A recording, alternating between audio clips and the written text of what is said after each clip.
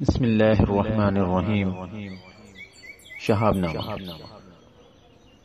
قدرت اللہ شہاب کی خود نوشت کہانی ہے۔ شہاب نامہ مسلمانہ نے بر صغیر کی تحریک آزادی کے پس منظر، مطالبہ پاکستان، قیام پاکستان اور تاریخ پاکستان کی چشمدید داستان ہے جو حقیقی کرداروں کی زبان سے بیان ہوئی ہے۔ شہاب نامہ دیکھنے میں ضخیم اور پڑھنے میں مختصر کتاب ہے۔ شہاب نامہ امکانی حد تک سچی کتاب ہے۔ قدرت اللہ شہاب نے کتاب کے ابتدائیہ میں لکھا ہے کہ میں نے حقائق کو انتہائی احتیاط سے ممکنہ حد تک اسی رنگ میں پیش کرنے کی کوشش کی ہے جس رنگ میں وہ مجھے نظر آئے۔ جو لوگ قدرت اللہ شہاب کو جانتے ہیں ان کو معلوم ہے کہ ایک سادہ اور سچے انسان کے الفاظ ہیں۔ یہ کتاب بہت ساری خوبیوں کا مجموعہ ہے اور اس کی خوبی یہ ہے کہ مصنف جس واقعے کا ذکر کرتے ہیں وہ لفظوں کے سیاہ خانوں سے نکل کر قاری کے سامنے وقوع پذیر ہونا شروع کر دیتا ہے۔ وہ جس کردار کا نقشہ کھینچتے ہیں وہ ماضی کے سرد خانے سے نکل کر قاری کے سامنے ہنسنے بولنے لگتا ہے۔ اس کتاب میں ادب نگاری کی شعوری کوشش نظر نہیں آتی۔ بے ہنری کی یہ سادگی خلوص کی مظہر ہے اور فنکار کی معراج۔ یہ تحریر ایمائیت کا اختصار اور رمزیت کی جامعیت لیے ہوئے ہے۔ کتاب کا کینوس اتنا وسیع ہے کہ اس کی لامحدود تفصیلات اور ان گنت کرداروں کی طرف اجمالی اشارے ہی کیے جا سکتے ہیں، لیکن یہ اشارے بھرپور ہیں۔ مطالعے کا شوق رکھنے والے شاید ہی کوئی شخص ایسا ہو جس نے یہ کتاب نہ پڑھی ہو۔ ہم اس کتاب کو شکل میں پیش کرنے کی کوشش کر رہے ہیں تاکہ اس تیز رفتار دور میں اگر کسی کے پاس پڑھنے کا وقت نہ ہو تو کم از کم اس کتاب کو سن ضرور لے۔ امید ہے کہ اس کاوش میں، اس کوشش میں آپ ہمارا ساتھ دیں۔ شہاب نامہ کا پہلا عنوان اقبال جرم، جس میں مصنف لکھتے ہیں کہ 9 جون 1938 سے میں نے باقاعدہ ایک ڈائری رکھنے کی طرح ڈالی اور یہ روایتی روزنامچے کی صورت میں نہ تھی بلکہ میں نے اپنے خود ساختہ شارٹ ہینڈ یعنی مختصر نویسی میں ہر اس واقعے یا احوال کو نوٹ کرنا شروع کر دیا جو میرے نزدیک کسی خاص اثر یا اہمیت کے حامل تھے۔ رفتہ رفتہ یہ میری عادت ثانیہ بن گئی۔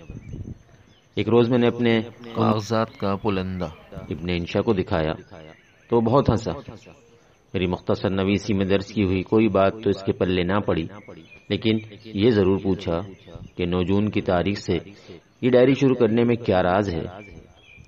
اس وقت تو میں نے اسے کچھ نہ بتایا، البتہ جو صاحب اس کتاب کا آخری باب چھوٹا منہ بڑی بات پڑھنے کا بوجھ برداشت کر لیں گے ان پر اس تاریخ کی حقیقت از خود منکشف ہو جائے گی۔ کچھ عرصے بعد ابن انشا ایک مہلک بیماری میں مبتلا ہو کر علاج کی غرض سے لندن چلا گیا۔ اس کی وفات سے 2-2.5 ماہ قبل میں اسے ملنے لندن گیا۔ یہ ہماری آخری ملاقات تھی۔ ایک روز اچانک ابن انشا نے کسی قدر مزاحیہ انداز میں اپنی زندگی کا جائزہ لینا شروع کر دیا اور پھر سنجیدہ ہو کر کہنے لگا کہ اگر کسی ترکیب سے اسے دوبارہ دنیاوی زندگی مل جائے تو اسے کس طرح گزارنا چاہے گا۔ اس کی تشنہ تکمیل تمناؤں، آرزوؤں اور امنگوں کی تفصیل اتنی طویل تھی کہ اسے سناتے سناتے آدھی رات بیت گئی۔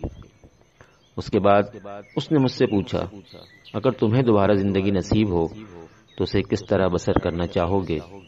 میں نے مختصراً جواب دیا کہ بہت سی کچ فہمیوں، کمزوریوں، خطا کاریوں اور غفلتوں کی اصلاح کر کے میں دوسری زندگی بھی مجموعی طور پر ویسے ہی گزارنا چاہوں گا جیسے کہ موجودہ زندگی گزار رہا ہوں۔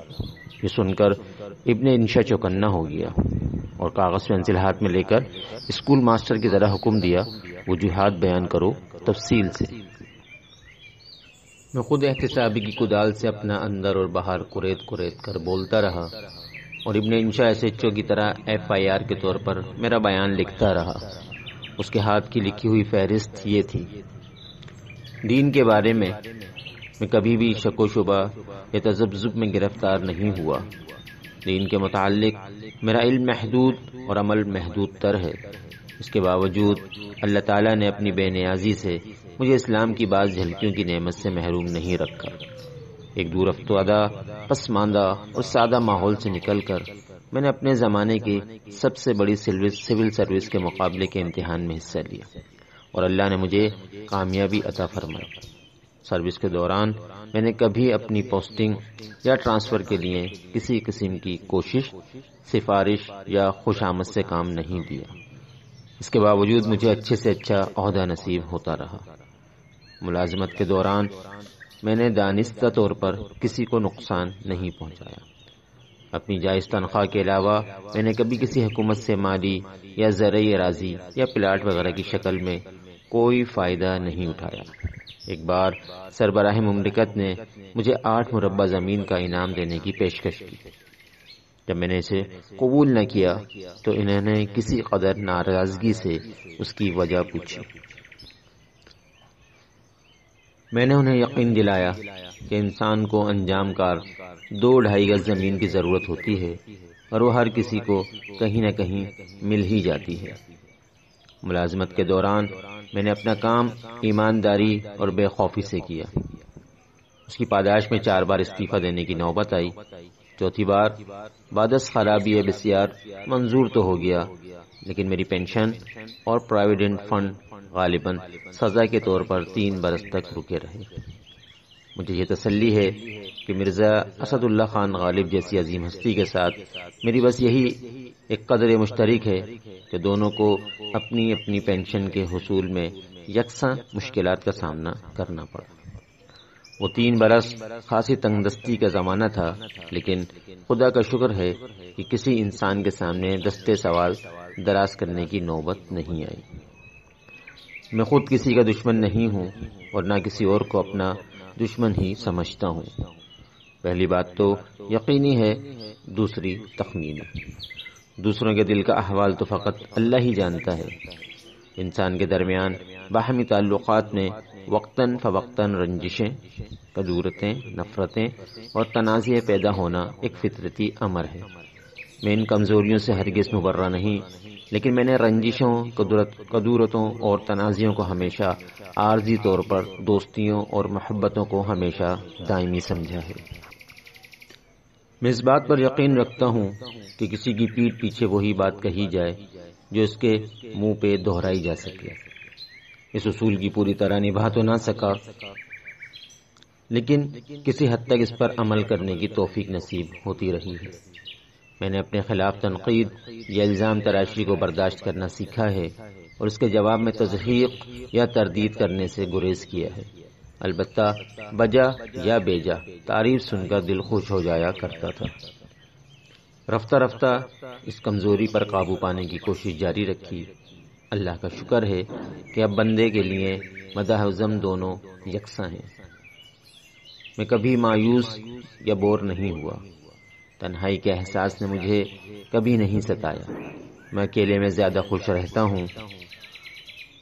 خوش قسمتی سے مجھے ایسے دوستوں کی رفاقت نصیب ہوئی جن کا اپنا اپنا رنگ اور اپنی اپنی شخصیت ہے۔ مثلا ابن انشا، ممتاز مفتی، بانو قدسیہ، اشفاق احمد، واصف علی واصف صاحب، جمیل الدین علی، ریاض انور، عیسیٰ رائے، مسعود کھدر پوش، ابن الحسر برنی، اعجاز بٹالوی، ایوب بخش، آوان وغیرہ۔ یہ سب اپنے اپنے میدان کے منفرد شاہ سوار ہیں۔ باہمی محبت، خلوص، احترام اور اعتماد کے علاوہ ہمارے درمیان اور کوئی خاص قدر مشترک یا مقصدیت نہیں۔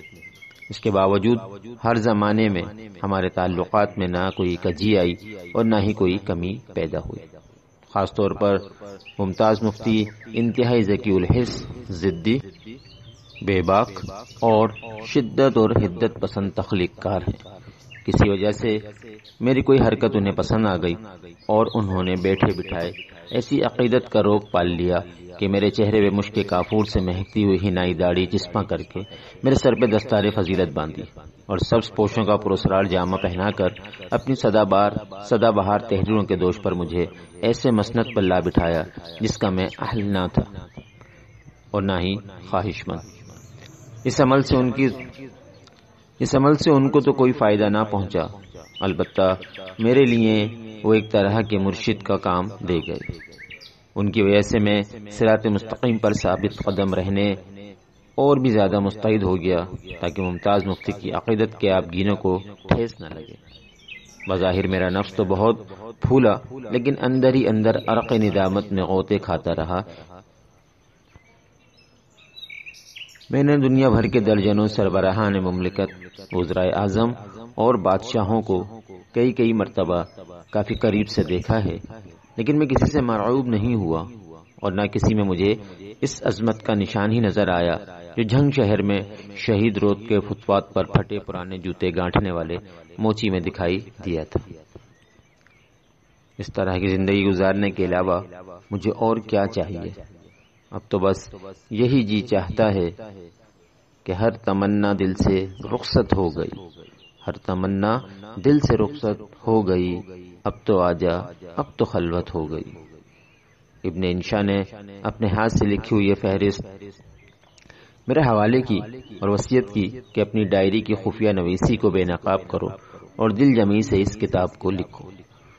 میں تو اسے پڑھنے کے لیے زندہ نہ رہوں، لیکن میری روح خوش ہوگی۔ حامی تو میں نے بھر لی، لیکن جب قلم اٹھایا تو ایک شدید الجھن میں گرفتار ہو گیا۔ مجھے احساس تھا کہ میں نے زندگی بھر کوئی ایسا تیر نہیں مارا جس پر شیخیاں بگار کے اور اپنے منہ یا مٹھو بن کر ادب کے میدان میں ایک بار خود غلط تیس مار خان بننے کی کوشش کروں۔ کیا لکھوں، کیسے لکھوں، اسی شش و پنج میں کئی برس گزر گئے۔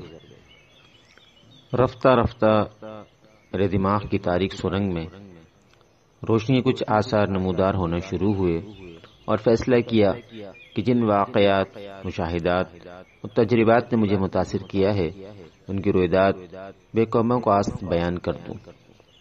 اس کے علاوہ یہ امر بھی مد نظر رہا کہ بعض غلط فہمیوں اور مفروضوں کی بنا پر میرے ماتھے پر کچھ ایسے کلنک کے ٹیکے لگ چکے ہیں جن کا حقیقت سے دور کبھی واسطہ نہیں۔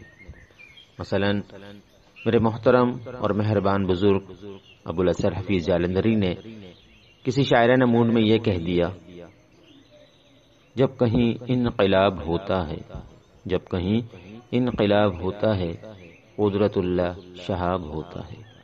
اس شعر کا بہت چرچا ہوا اور یہ تاثر دیا گیا کہ وطن عزیز میں انقلاب کی آڑ میں جتنی غیر جمہوری کارروائیاں ہوتی رہی ہیں ان سب میں میرا کچھ نہ کچھ ہاتھ تھا۔ حقیقت یہ ہے کہ 24 اکتوبر 1954 کو جب گورنر جنرل غلام محمد نے سب سے پہلے اسمبلیاں توڑ کر آمریت کا ڈول ڈالا، اس وقت میں پنجاب کی صوبائی حکومت کے ماتحت لاہور میں ڈائریکٹر آف انڈسٹریز کے طور پر متعین تھا۔ اس واقعے کے 7-8 روز بعد مجھے اچانک گورنر جنرل کا سیکرٹری مقرر کر دیا گیا۔ اس کی وجہ مجھے اب تک معلوم نہیں۔ اس وقت تک ملک غلام محمد سے میری نہ کوئی ذاتی شناسائی تھی نہ کوئی رابطہ۔ اکتوبر 1958 میں جب اسکندر مرزا اور commander in chief Ayub Khan کا مارشل لا نافذ ہوا، اس وقت 20 ستمبر سے میں جناح اسپتال کراچی میں عارضہ قلب کے علاج کے لیے داخل تھا۔ اکتوبر کے شروع میں اسپتال سے گھر آ گیا۔ ڈاکٹروں کا حکم تھا کہ مزید 2 ہفتے دفتر نہ جاؤں اور گھر پر ہی مکمل آرام کروں۔ ماشاء اللہ لگنے کی خبر مجھے پہلی بار کرنل مجید نے رات 12 بجے گھر پر ٹیلی فون کر کے سنائی۔ وہ ان دنوں مرکز میں پرنسپل انفارمیشن آفیسر تھے۔ دوسرے مارشل اللہ کی سازش جنرل محمد یحییٰ اور ان کے ایک مخصوص ٹولے تک محدود تھی۔ پورے 10 روز میں اسلام آباد کے مرکزی سیکٹر میں بیکار بیٹھا مکھیاں مارتا رہا۔ چند دنوں بعد اس دھاندلی پر ہلکا سا احتجاج کر کے میں بیوی بچے سمیت بیرون ملک چلا گیا اور ملازمت سے استعفیٰ دے دیا۔ تیسرے مارشل اللہ کے وقت میں اسلام آباد میں گوشہ نشینی کی زندگی کا لطف اٹھا رہا تھا۔ اقتدار میں آنے کے 35 روز بعد اچانک جنرل محمد ضیاء الحق کی خدمت میں حاضر ہونے کا حکم ملا۔ رمضان شریف کے دن تھے۔ تراویح کے بعد رات کے تقریباً 11 بجے میں آرمی ہاؤس پہنچا۔ اس وقت جنرل صاحب اپنے ڈرائنگ روم میں مولانا ظفر الحق انصاری کے ساتھ مصروف گفتگو تھے۔ اس سے فارغ ہو کر وہ میری طرف متوجہ ہوئے۔ جنرل صاحب بڑی شفقت سے پیش آئے اور فرمایا کہ ملک کے اس نازک مرحلے میں ہمیں تجربہ کار کارکنوں کی ضرورت ہے۔ میری خواہش ہے کہ کل سے تم وزارت تعلیم کا کام سنبھال لو۔ سامعین محترم، اقبال جرم کا پہلا حصہ یہاں اختتام پذیر ہوا۔ اس کے دوسرے حصے کے ساتھ انشاءاللہ دوبارہ ملاقات ہوگی۔